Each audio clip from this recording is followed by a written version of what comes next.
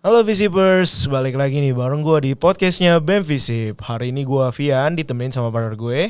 Hai, gue Daun yang bakal jadi co-host di episode keempat kita ini loh. Nah, hari ini kita bakal bahas tentang ISMA.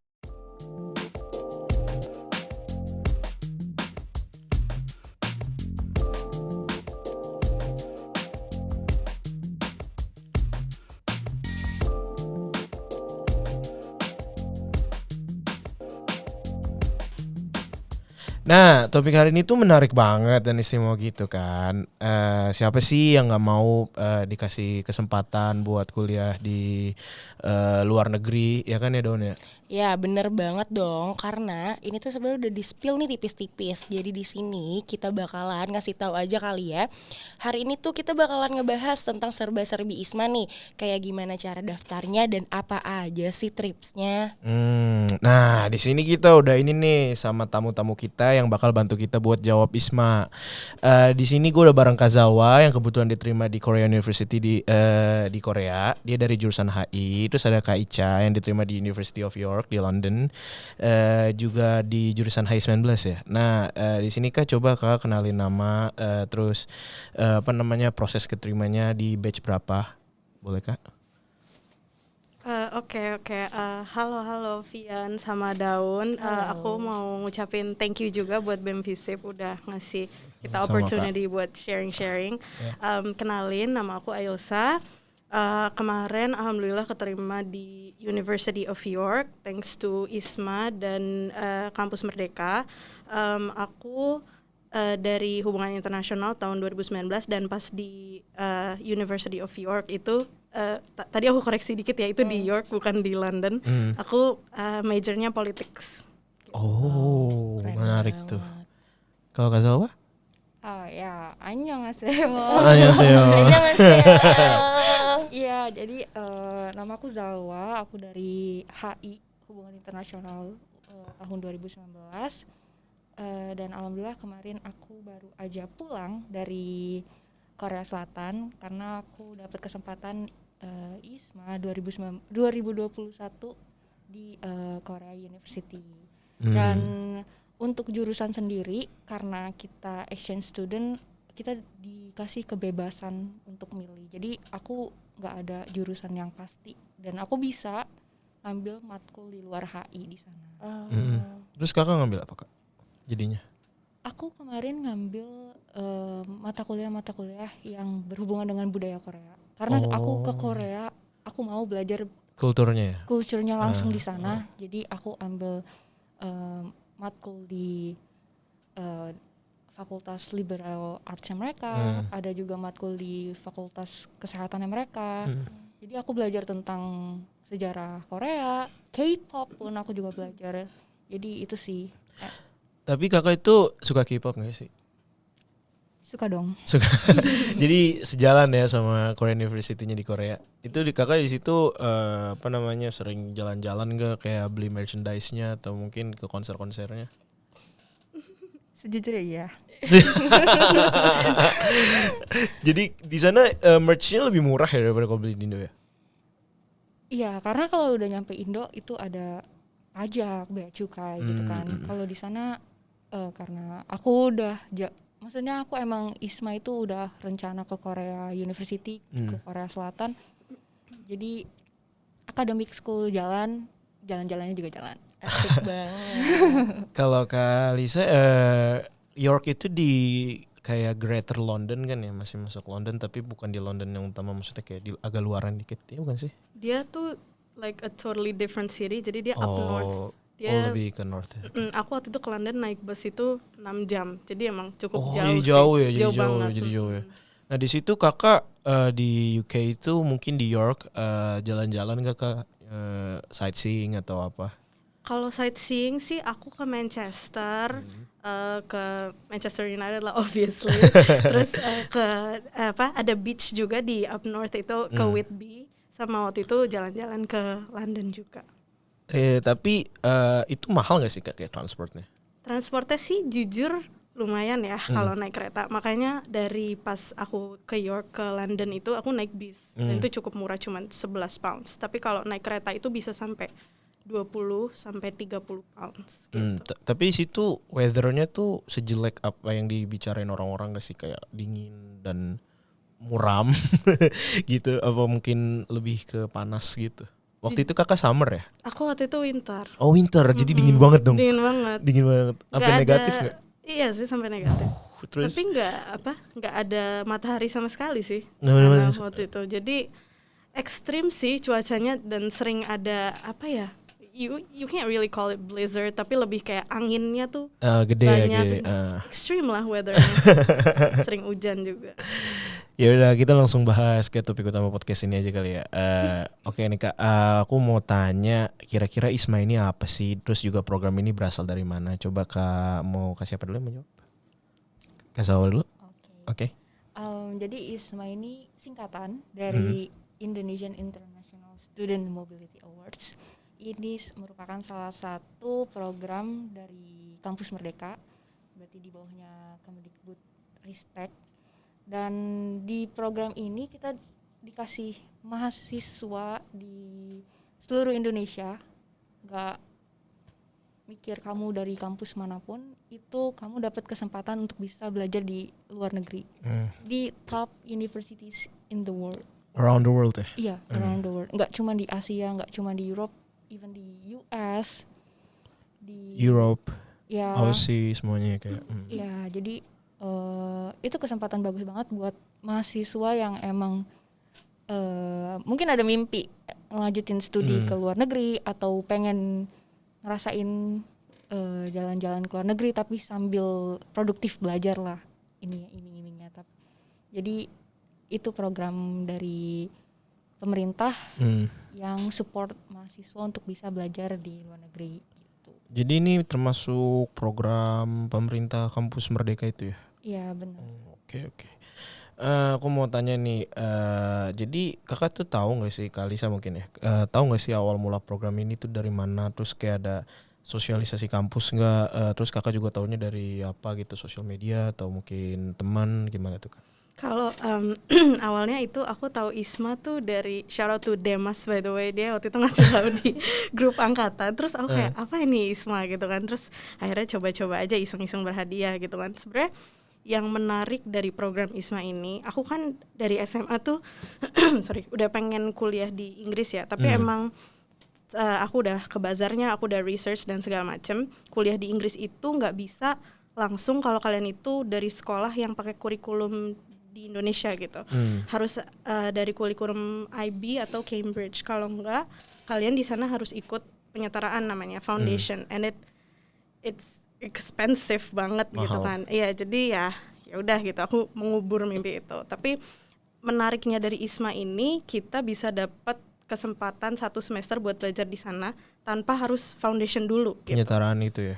Jadi I say, apalagi anak-anak yang mau ke UK bisa pakai kesempatan ISMA ini kalau memang mungkin nggak kuat untuk foundation dulu gitu. Menarik banget sih. Tapi kakak itu kalian berdua tuh dari batch 2 ya? Apa batch 3? Batch 1. Oh batch pertama. 1, jadi kayak bener-bener pertama ya? Ya. Itu kalau nggak salah saingannya dikit ya Kak, karena belum banyak yang tahu. Apa waktu kakak daftar tuh udah kayak 1.000 lebih gitu? Tidak juga. 3.000 ya? 3.000 yang daftar, yang keterima interview itu 2.000-an. Ya. Yang keterima semuanya 1.000. Ya. Jadi mungkin waktu batch 1 aja udah 3.000, apalagi batch sekarang batch 4 ya ntar tahun depan ya? Batch 3. tahun depan itu batch 3. Kalau batch 2 kalau nggak salah kemarin tuh 5.000 pendaftar ya. Ya. 5.000-an. Yang keterima 2.000 dong ya kalau nggak salah? Iya. 1.000. Pasti tahun depan tuh makin banyak sih pasti kan orang. ISMA tuh udah mulai well known lah ke orang-orang. Nah, aku mau tanya nih, persiapan kakak dalam mengikuti program ISMA tuh apa aja sih? Terus juga berkas-berkasnya apa yang perlu disiapin gitu, kakak? Siapa yang mau jawab, Kak Zawa mungkin? Oke, soal persiapan ISMA. Jadi ISMA itu sebenarnya menurutku ya, aku ini bandingin sama program-program beasiswa ke luar negeri yang aku pernah lihat dan aku pernah apply. Dan aku kenapa akhirnya aku apply ISMA ini karena salah satu alasannya aku melihat program ini sedikit tidak lebih ribet dibandingin yang lain. Karena aku orangnya yang kalau udah ribet dikit males gitu. Dan aku lihat ISMA ini kamu cuma butuh transkrip nilai kamu, butuh surat rekomendasi dari kampus, terus juga butuh EPT score, English Proficiency IELTS Test, ya, IELTS, TOEFL atau Duolingo, dan itu gampang gitu untuk dapetinnya. Maksudnya tidak butuh waktu yang lama. atau harus riset atau apalah gitu kan. Jadi akhirnya aku bisa ambil, maksudnya coba ISMA ini. Kalau Kalisa? Kalau aku waktu itu persiapannya, karena waktu itu kita tuh fairly short ya, waktu persiapannya cuma Only 2 5 weeks. hari. 2 weeks ya? I mean the pertama kali launch Oh iya ya, sampai cuman 2 weeks. Kalau yang sekarang tuh nggak salah sampai sebulan ya. Iya, Makanya sebulan. waktu itu kita juga ngejar-ngejar, tapi waktu itu untungnya ada Duolingo English Test, The Saver, cuman keluar dalam 2 hari.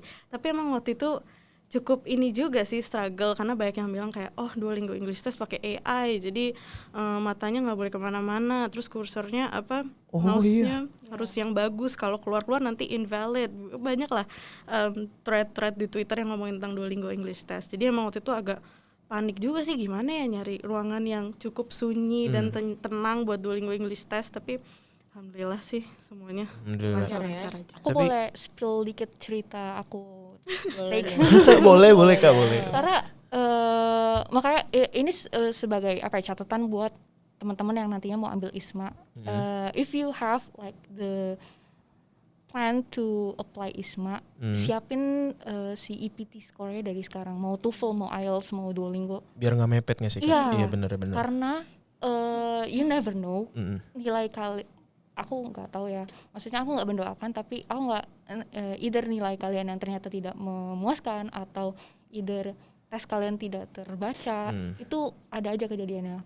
Aku personally I had to take like 2 until 3 times to retake the test, si Duolingo test, karena masalah-masalah kecil teknis. Karena yang tadi Elsa mention juga, dia AI-nya canggih banget. Kayak mata kita harus ngeliat ke layar, terus gerak-geriknya juga kelihatan. Jadi kayak bener-bener, karena kita online, karena Duolingo itu online test, jadi emang sangat-sangat strict gitu. Tapi itu tuh Duolingo tuh emang kewajiban apa harus kayak 3 TOEFL, IELTS sama Duolingo, apa kayak salah satu aja? Salah satu aja sih Salah sebenarnya. satu Waktu aja. itu kita milih Duolingo karena emang yang Cepat ya? Dan fastest. Sama Duolingo itu nggak usah lebih murah kayak daripada IELTS? Apa lebih mahal malah? Kalau IELTS sih jelas paling mahal. Iya memang mahal emang. Sama TOEFL dia kayaknya mirip-mirip. Mirip-mirip. Oke. Nah sekarang aku mau nanya nih tentang perjalanan kalian waktu dari proses seleksi sampai keterima di program ini. Kayak struggle terbesar kalian apa sih? Terus juga ada momen yang sulit banget sampai kalian tuh, aduh gimana nih gini nih, aduh apa gue bisa nggak gitu-gitu? Ada nggak sih Kak? Coba dari siapa Kalisa deh. Kalau pas pendaftarannya sih aku alhamdulillah lancar-lancar aja. Duolingo English Testnya aku juga cuman butuh sekali aja sih. Tapi pas keterimanya itu dan pas kita bikin visa sih. Jadi di rombongan aku itu kan ada 19 orang, tapi waktu itu visa kita tuh ketahan karena apa gitu, aku lupa. Sedangkan kita udah harus ada di York sebenarnya, kita udah harus dapat plane ticket apa dan segala macam, tapi kita telat banget dan bahkan kita juga miss. Kalau di sana tuh orientasinya namanya Freshers Week ya, jadi kita udah miss itu, jadi udah buru-buru gimana gitu kan. Akhirnya kita decide untuk ke Kuningan City, ke UKVI-nya buat ambil visanya sendiri daripada dikirim ke rumah kan makin lama. Tapi pas aku cek di email aku kok belum dapat green sign gitu kalau visa aku tuh udah jadi, sementara 18 teman-teman aku yang lain itu udah jadi semua. Dan I was the only one, iya gitu. Tapi akhirnya kayak ya udah, akhirnya tetap ke UKVI. Tapi dibilang sama mbak-mbaknya, maaf nggak bisa karena kamu belum dapat emailnya gitu. Oh terus kejadiannya kapan mbak? Oh belum tahu gitu. Sementara teman-temanku yang lain udah dapat kan. Jadi ada kemungkinan waktu itu untuk aku berangkat sendirian. Iya. Tapi akhirnya aku nangis di mall.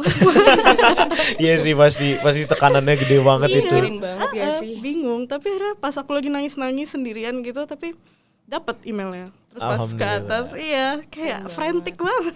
Seneng langsung ya. Oke, Kakak Zawa? Kalau aku mungkin karena beda ya sama Ailsa. Ailsa kan berangkatnya waktu fall program di tahun 2021 tahun lalu, dan sedangkan Korea dan juga beberapa univ di Asia itu berangkatnya diharusin ke spring 2022. Jadi mungkin lebih ke karena digantungin sih, ngerasa digantungin banget sama Isma waktu itu. Karena waktu itu kita benar-benar 2021 kan COVID juga masih tinggi banget. Dan Isma pertama kali diadain. Jadi kita lebih bukan ke struggle tapi kayak lebih ke rasa anxious, rasa aduh ini gimana sebenarnya berangkat gak sih? Iya benar-benar, karena mimpi banget gak sih buat teman-teman yang udah keterima tapi kok belum ada kepastian berangkat gitu. Dan paling ini sih karena akhirnya aku di spring program itu jadi pertama yang berangkat ke Korea dari diantara univ Korea yang lainnya. Itu aku harus nalangin beberapa biaya sendiri karena waktu itu emang karena belum waktunya, maksudnya sudah dijadwalin sama Isma, tapi karena Korea University ini harus duluan, jadi akhirnya kita menjadi harus menalangi beberapa biaya gitu. Jadi masalah biaya dan masalah waktu ini benar-benar sempat bikin beberapa anak jadi stres banget ya. Tapi udah di reimburse nggak? Reimburse, alhamdulillah. Nah sekarang aku mau nanya, mungkin pendengar pengen tahu tuh, itu tuh kayak proses seleksi dari misalnya apply sampai interview terakhir kan, itu tuh gimana sih? Maksudnya kayak tahap-tahapnya apa aja gitu? Oke, untuk proses daftar, pertama-tama kalian, ini paling penting sih, kalian harus riset dulu. Ini paling penting dan paling pertama yang harus kalian lakuin, karena Isma ini punya banyak menawarin kalian banyak universitas di banyak negara. Jadi kalian harus tahu dulu kalian minatnya mau ke universitas atau apa, dan mau ngambil mata kuliahnya apa. Jadi negara, kalau bisa sih negara belakangan gitu. Karena aku yakin semuanya ini top universities gitu. Jadi walaupun dimanapun kamu ngambil universitasnya, kamu tetap menjadi mahasiswa di top universities in the world gitu. Dan setelah kamu riset, daftar itu tadi ada requirement-nya, bisa dilihat di website Isma, isma.id if I'm not mistaken. Dan di situ udah jelas banget ada requirements-nya, ada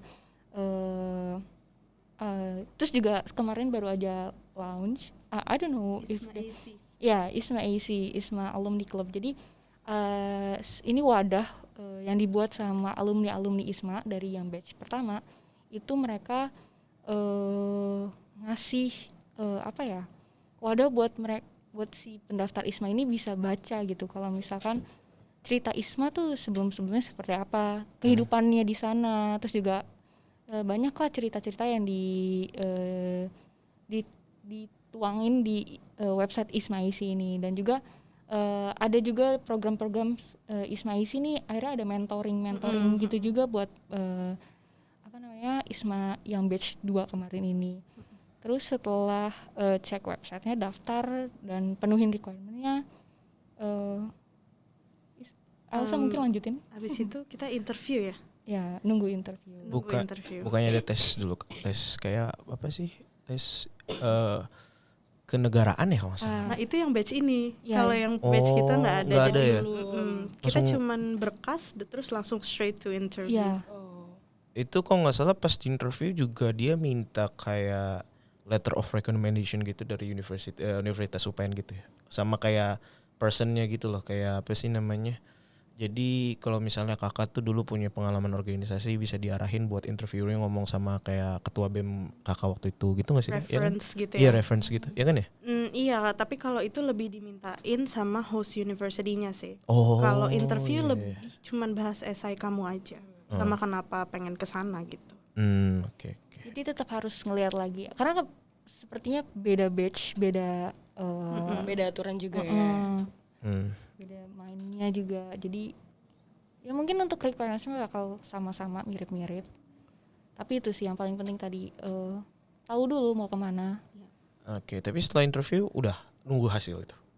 Iya ya. Iya, Langsung nunggu setelah hasil. interview nunggu hasil itu Nunggunya sebulan nggak sih? lumayan lama ya. Sebulan nggak sih? Sebulan April, lebih. Mei, Juni, iya sebulan lebih. Sebulan. Jadi kita nunggu dari hasil berkas itu harusnya 2-3 hari setelah kita harusnya Masih berkas.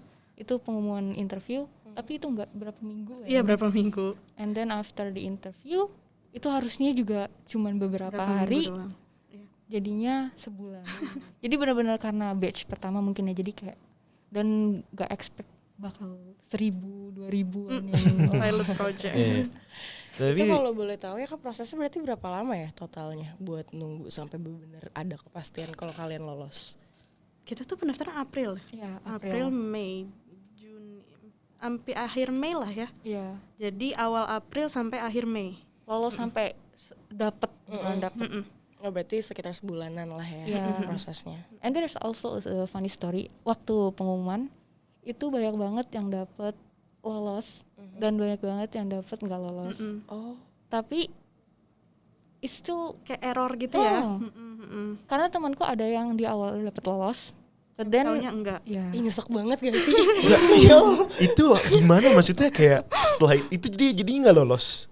nggak lolos. Tapi awal-awal gila kali. dapetnya lolos. Ya, Wah, Webnya error. ya jadi nggak tahu ya kenapa. Jadi kan kita ngeceknya ada yang dari website Oh. kampus Merdekanya, ada juga yang Dari website. dapat email. Oh iya, yang dapat email. definisi di PHP. Tapi ada nggak yang nggak keterima terus tiba-tiba terima? Ada. Kebalikannya. Ada juga. Nah, itu seneng banget Wah. yang itu. Tapi gue gak ngebayangin yang awalnya udah dapet keterima tiba-tiba dapet informasi lagi kok gak keterima. Iya itu yang nyesek.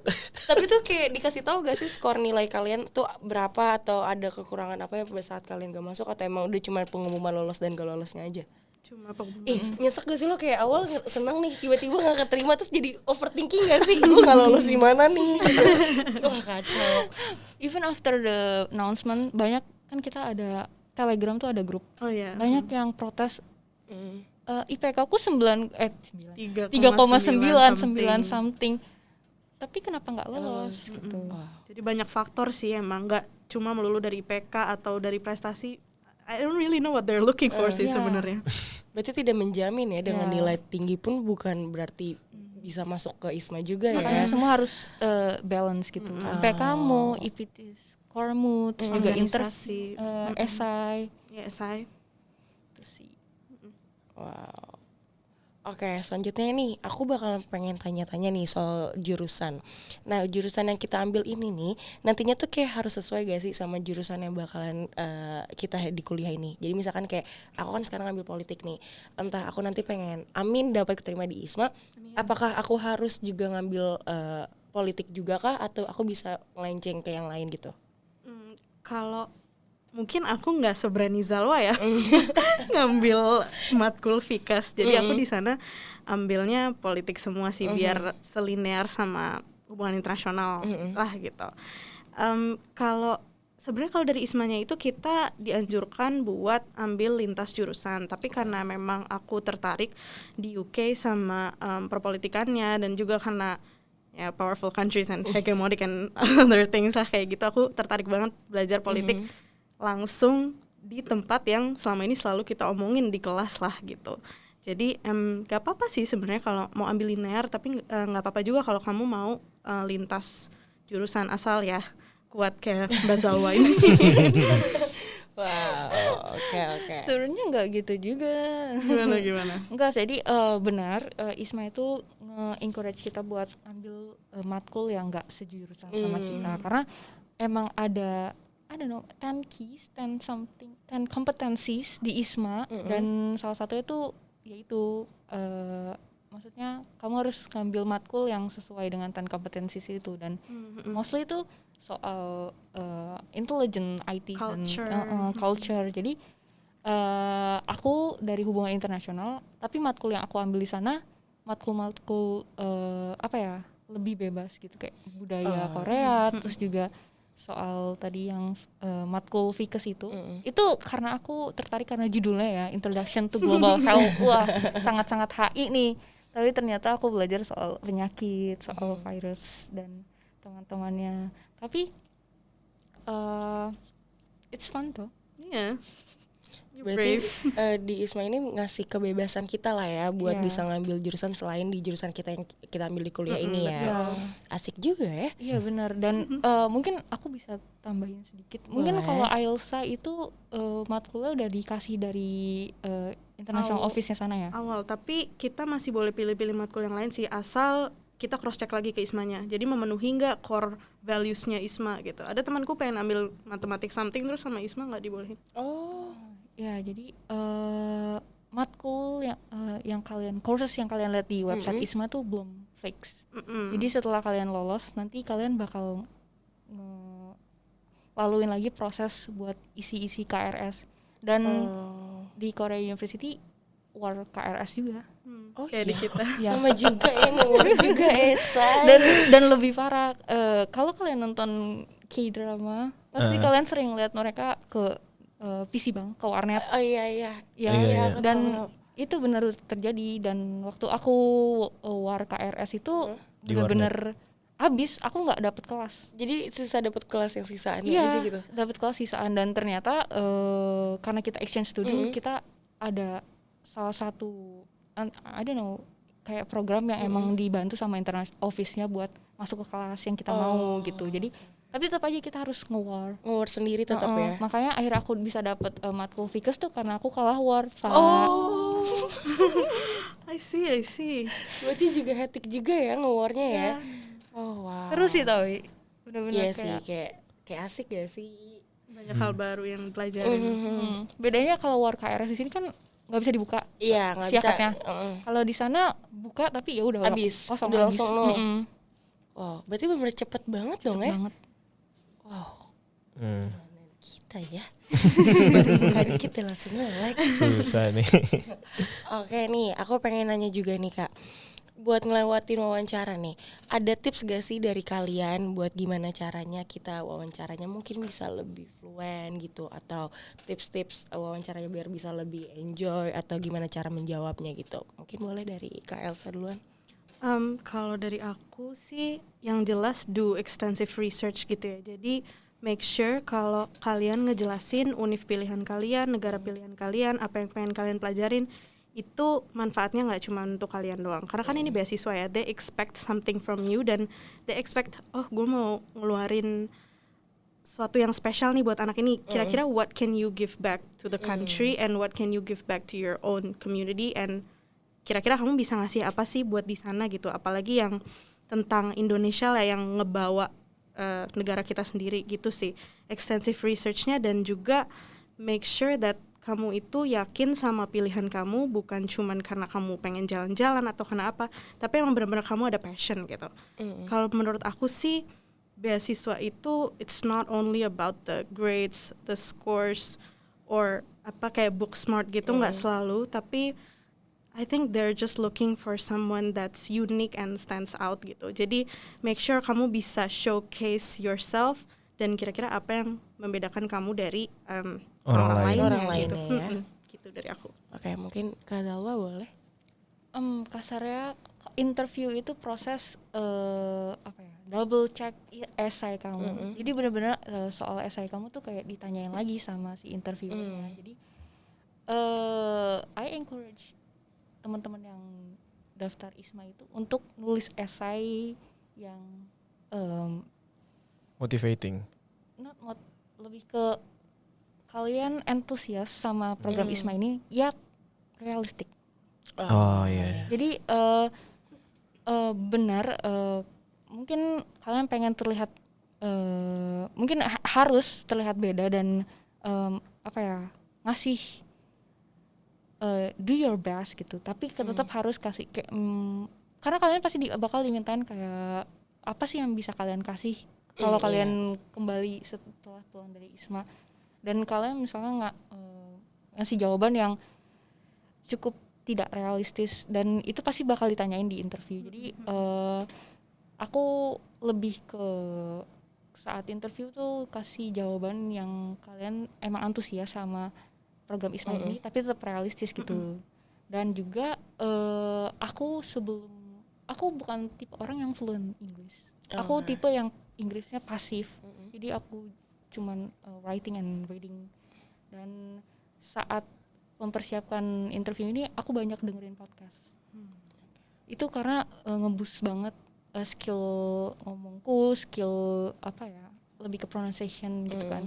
Jadi mungkin itu bisa tetap orang beda juga kan belajar mereka gimana, mempersiapkan gimana. Cuman aku personally dengerin podcast. Terus juga lebih ke saat interview itu juga jangan tegang-tegang, kayak cerita aja gitu. Karena kan tadi benar kata Elsa, ceritain soal goals kalian, soal gambaran kalian setelah ISMA ini dan lain-lainnya. Kayak storytelling aja sama temen, sama dosen. Karena yang interview waktu itu dosen kan, dosen. Dan jadi kalian kayak share your goals to them gitu. Jadi benar-benar sebenarnya gak semenegangkan itu. Cuman 15 menit interviewnya. Aku bahkan gak nyampe 15 menit. Berapa, Wak? 10 menit. Aku 7. Tapi full English nggak? Full. Full English, oke. That's why. Oke, berarti harus lebih fokus untuk pelajarin esai yang udah kita buat aja gak sih ya sebenarnya ya. Baru abis itu kita bakalan fluent buat nge-interviewnya ya. Tapi aku pengen tahu nih dari kakak-kakak nih, sempat ada struggle gak sih waktu interview? Mungkin entah awalnya kayak panic attack or something gitu, ada gak? Aku personally gak ada sih, cuman tetap grogi ada lah gitu waktu sebelum. Karena I think that was my first time being interviewed in English, full English. Dan English. Aku bukan yang tadi aku bilang juga, aku bukan orang yang sering ngomong bahasa Inggris atau maksudnya ngobrol sama teman pakai bahasa Inggris. Jadi takut sebenarnya. Cuman ya itu lagi karena aku mikir I just want to share my opinions, my goals after if I get accepted. So it was pretty fun actually. The interviewer juga sangat-sangat kayak santai, responsif banget. Menanggapinya juga dengan baik ya. Yeah. Kalau kakak? Kalau aku waktu itu juga alhamdulillah nggak ada hambatannya sih. Tapi ya aku waktu itu sebelum the night before interview aku stay up sampai sekitar jam 3 pagi lah gitu. Aku bikin mind map gitu. Kira-kira bakal tanya apa kalau misalnya gue jawab ini bakal ditanya ini nggak ya? Gue jawab ini bakal ditanya ini nggak ya? Tapi alhamdulillah paid off. Jadi aku mungkin suggest teman-teman yang mau daftar ISMA untuk buat mind map juga nanti buat interview gitu. Oke. Lucunya aku malah berkebalikan. Aku udah nyiapin a lot of materials, but none of them Yang ditanya nggak ada. none of them gak ada yang Nggak aku ada yang omongin keluar dari situ. Jadi blank. ya mungkin beda-beda juga sih. Oke, ini aku mau lanjut lagi nih Kak, buat soal sistem penukaran SKS nih. Untuk program dari ISMA ini, dia ini tuh konversinya tuh full 24 SKS atau tergantung dari kondisinya tersendiri. Atau kalau misalnya kita keterima ini tuh udah pasti bakal nge-convert sendiri kah atau gimana? Kalau kita sih alhamdulillah di-convert 20 SKS ya, tapi itu sendiri sih kebijakan dari FISIP. Kalau soal konversi sih sebenarnya balik lagi ke masing-masing fakultas ya, dan setauku juga banyak universitas yang nggak mau convert gitu, tapi UPN alhamdulillah mau nge-convert sih. Cuman kalau untuk tahun ini aku nggak tahu berapa SKS yang di-convert karena waktu itu sempat bingung juga, ada yang bilang 18 SKS, ada yang bilang 20 SKS. Infonya yang kita dapat tuh cukup bingung gitu, tapi selama ini sih aku udah ke-convert jadi 20 SKS gitu. 20 SKS. Kalau kakak? Kalau aku karena aku masuknya Dever ya, jadi karena seharusnya ISMA itu dijalaninnya saat semester ganjil. Jadi emang itu semester itu emang udah dikhususin, dipersiapin sama khususnya UPN untuk mahasiswa tuh ikut magang, ikut pertukaran pelajar, ikut program-program kampus Merdeka tuh ada studi independen dan teman-temannya. Jadi setahu aku pasti dikonversi. Kalau setahu aku sama UPN tuh harusnya pasti dikonversi. Karena itu udah peraturan pemerintah dan kebijakan dari Kementerian Pendidikannya juga, dan harusnya UPN bantu konversi gitu kan. Untuk total berapanya aku kurang tahu ya, karena biasanya beda program, beda total SKS-nya. Cuman yang setahu aku benar tadi antara 18 sampai 20. Jadi nggak mungkin full 24 gitu. Dan untuk aku sendiri karena aku Dever ya, jadi itu beda-beda juga karena yang tadi Alsa bilang beda kampus, beda kebijakan, ada yang dikonversi, ada yang enggak. Jadi kebetulan aku dikonversi, jadi jangan takut gitu. Oke. Tetap ikut. Sip. Nah ini aku pengen nanya pertanyaan yang cukup menarik dan aku kepo juga nih. Nih pas awal kalian udah masuk ke ISMA ini mulai nih, kalian tuh ada struggle tersendiri gak sih, entah ketemu teman baru kah atau entah ke kultur yang beda kan pasti di setiap universitas tuh, gimana tuh, boleh ceritain nggak? Mungkin dari Kak Elsa duluan boleh juga. Kalau aku sendiri pas di sana aku baru tahu kalau UK people have a habit of selalu minum gitu. Jadi even lagi siang-siang pun mereka a pint of beer gitu. Jadi mereka tuh selalu minum dan hiburan mereka sejujurnya menurut aku circling around that aja. Jadi mereka ada namanya bar crawl, jadi bar hopping gitu, ke bar-bar macam-macam. Terus clubbing itu dalam seminggu itu mungkin bisa 3-4 kali gitu ya. Dan aku kan nggak minum ya, jadi mungkin untuk masuk ke dalam lingkungan itu tuh agak sulit. Tapi orang lokalnya sendiri pun juga banyak sih emang yang nggak minum, and they don't really shame you for that. Cuman emang apa ya, cara bergaul mereka itu beda sih. Kalau kita kan kayak gini kan bisa asik aja gitu ya, santai ngobrol. Tapi mereka tanpa alkohol itu mereka tuh gak enjoy ya ibaratnya ya. Kaku. Jadi aku waktu itu pernah nanya ke dosenku juga di mata kuliah cultural competence gitu. Aku bilang kenapa Brits itu apa-apa tuh selalu minum gitu. Why do they circle around that? Terus dia bilang it's their way of letting their hair down gitu. Jadi biar nggak kaku aja gitu. Beda sama kita. Oke. Terus mungkin dari Kak Zalwa. Kalau Korea sendiri sama sih. Culture minumnya juga kuat karena mereka juga punya soju sendiri kan. Jadi tapi mungkin bedanya adalah kalau di sana kan mau siang mau malam, kalau di sini lebih kayak biasanya malam-malam. Kalau siang-siang ada tapi nggak umum gitu. Kalau siang-siang mereka kafe itu sangat-sangat di sana sangat-sangat apa ya, sangat thing. Jadi yang makanya waktu di sana aku mungkin struggle lebih ke bahasa ya. Karena kan Korea itu punya bahasa sendiri dan juga kalau kalian gak bisa bacanya, iya benar. Kalian kalian I don't know, it's hard to survive kalau kamu. Ya, jadi aku mungkin kalau buat yang mau ke Korea atau ke negara-negara yang emang punya bahasa sendiri, mungkin bolehlah belajar sedikit bahasanya, seenggaknya untuk yang basic untuk daily gitu, for survive lah. Jadi itu sih mungkin struggle karena bahasa dan juga budaya tadi minum. Dan mungkin di Korea itu buat Islamnya cukup terbatas ya. Jadi mereka benar-benar lebih banyak makanan yang mengandung babi. Jadi mungkin ada beberapa wilayah yang emang mereka banyak provide restoran-restoran halal, cuman nggak banyak. Jadi kalau di wilayah aku sendiri, aku di Annam, itu juga di Seoul, cuman di Annam itu cuman kayak 1-2 restoran doang yang emang nggak ada babinya. Jadi emang struggle mungkin di di makanan ya, di halalnya ya. Berarti kalau misalnya kalian di sana itu kalian tuh emang udah kayak dikelompokin buat yang ini dari Indonesia nih, dikelompokin kah, atau emang kalian udah ya udah dibebasin aja gitu buat kemana-mananya atau buat ke teman-temannya atau gimana? Kalau aku sendiri sih waktu itu tinggalnya satu rumah itu ada 16 orang, 3-nya itu dari anak-anak Indonesia, anak-anak ISMA, lainnya orang-orang lokal yang emang kuliah di sana gitu, maba. To be specific.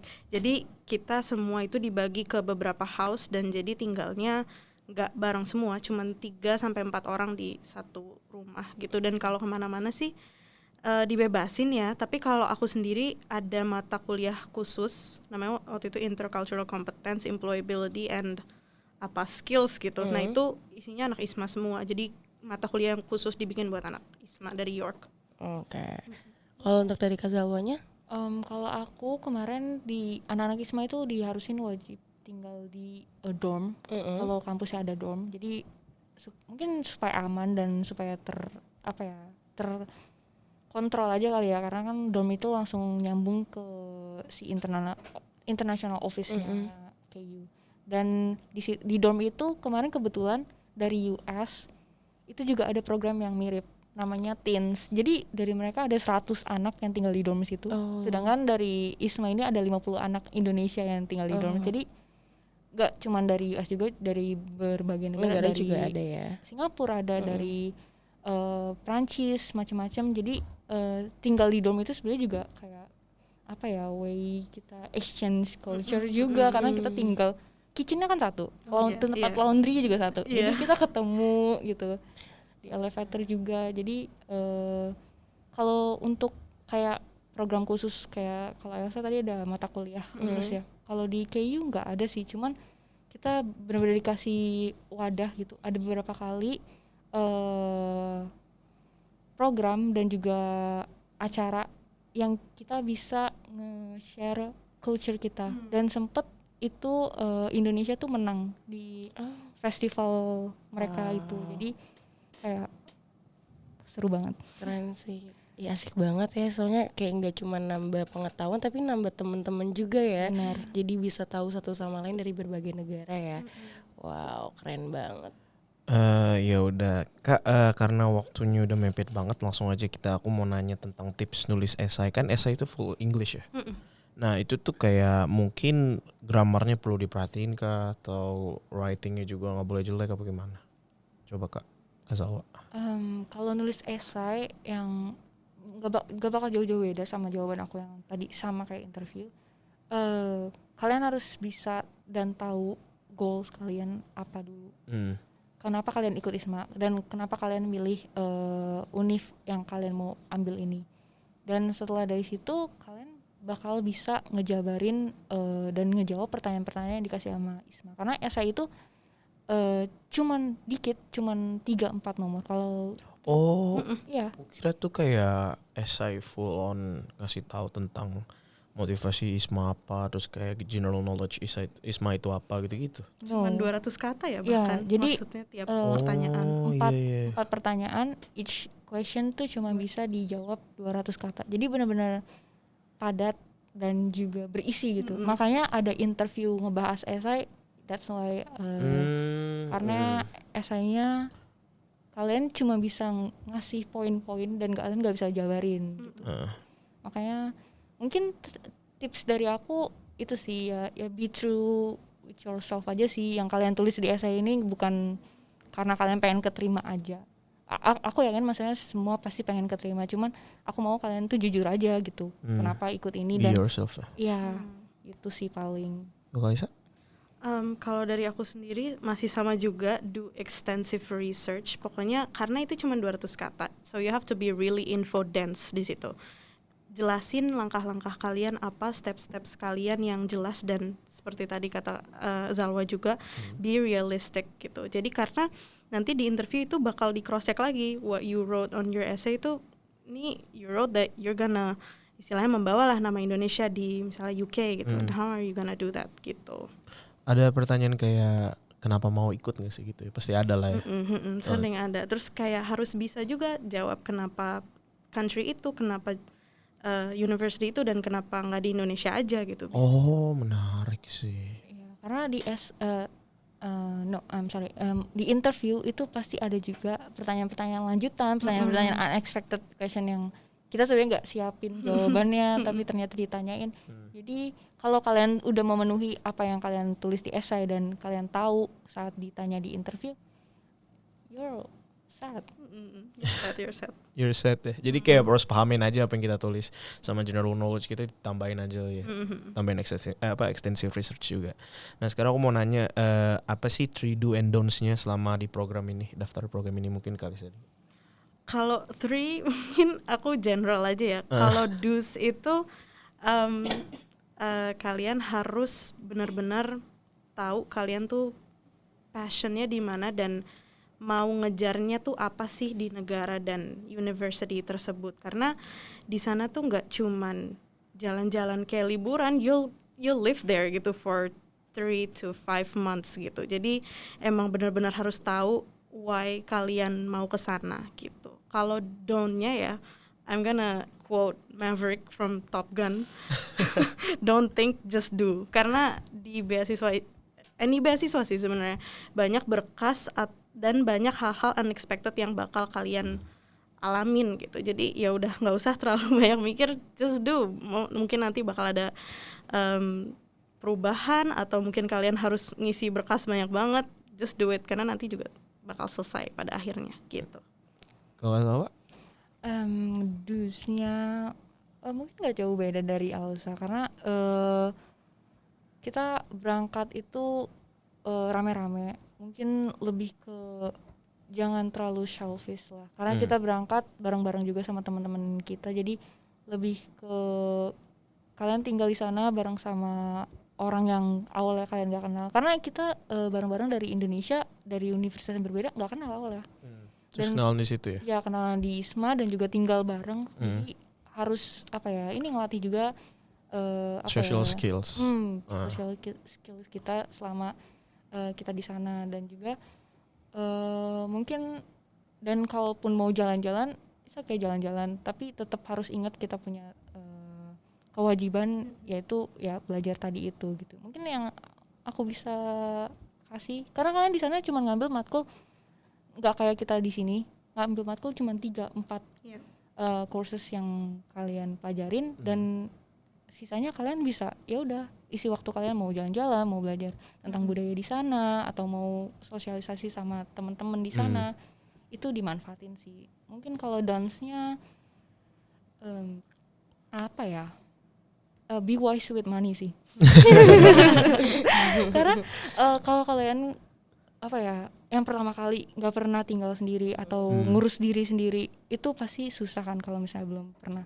Dan kalau kalian ambil contoh aku ke Korea deh, itu kan, dan kamu orang yang tipe seneng skincarean, seneng K-pop, kalau kamu nggak tahan itu spend money-nya langsung habis. jor-joran banget ya. Bener banget.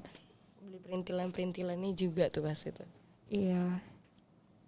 Ya udah, mungkin segitu aja dari kita hari ini karena waktunya udah mepet banget. Terima kasih kepada Kak Zalwa sama Kak Lisa yang udah nemenin kita dan bantu jawab pertanyaan yang tadi udah kita tanyain. Mungkin ada 1-2 pesan yang kakak mau kasih ke calon peserta program ISMA tahun depan, batch depan, ada nggak Kak? Mungkin kalau dari aku, ini untuk yang udah keterima kan ya, selamat, congratulations karena prosesnya itu bakal cukup tough dan bakal ngebentuk kalian nanti, dan nanti kalian di sana sampai kalian nanti pulang juga, things will change, you'll totally be a different person with a different mindset yang jelas, karena international exposure itu sangat sangat rich in experience, enriching your experience lah gitu, you'll be a different person yang jelas. Tapi what I just want to say is don't forget your roots, don't forget that you were born and raised here, and don't forget to ingat aja gitu, come back to your Indonesian roots. Karena kejadian udah banyak yang nggak mau pulang. Mungkin kalau dari aku untuk karena Elsa tadi untuk yang udah terima, aku mungkin untuk yang ingin mencoba untuk apply ISMA, don't be afraid karena aku punya prinsip selama kalian there's nothing to lose. If you want to try, just try it gitu kan. Karena we're still young dan kalau kita miss a little change gitu, itu pasti bakal nyesel banget sih. Dan mungkin banyak yang minder soal nggak bisa bahasa Inggris, nggak bisa, masa IPK-nya kecil. Jangan takut karena kalian masih punya waktu nih 1 tahun untuk mempersiapkan itu. Mungkin kalau IPK sulit gitu ya, kalau misalnya kalian udah punya IPK yang rendah banget akan sulit untuk balance-nya. Cuman mungkin kalian bisa tinggiin di EPT score atau di interview atau di essay, kalian bisa lebih maksimalin. Jadi karena kalian punya banyak waktu, prepare-nya lebih lagi gitu sih. Ya udah, terima kasih ya sekali lagi Kak Zalwa, Kak Lisa. Banyak. Thank you juga. Ya udah, sekian dari kita Visipers. Maaf kalau ada salah kata dari kita. Gua Vian Dan gue Daun. See you next episode dari Visip Talk. Bye.